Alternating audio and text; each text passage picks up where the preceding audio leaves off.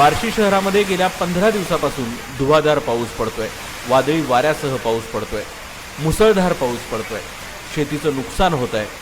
पंचनामे करा, महाविकास आघाडीची मागणी आहे। बार्शी तालुक्यात मागील 15 दिवसांपासून मान्सून पूर्व सततच्या अतिवृष्टीमुळे झालेलं शेती पिकांचं आणि खरडून गेलेल्या शेतजमिनीच्या नुकसानीचे पंचनामे होऊन धास्तावलेल्या शेतकऱ्यांना खरीप पीक पेरणीपूर्वी हेक्टरी 15,000 रुपये तात्काळ मदत मिळावी यासाठी महाविकास आघाडीतर्फे बार्शी तहसील कार्यालयास निवेदन देण्यात आलं।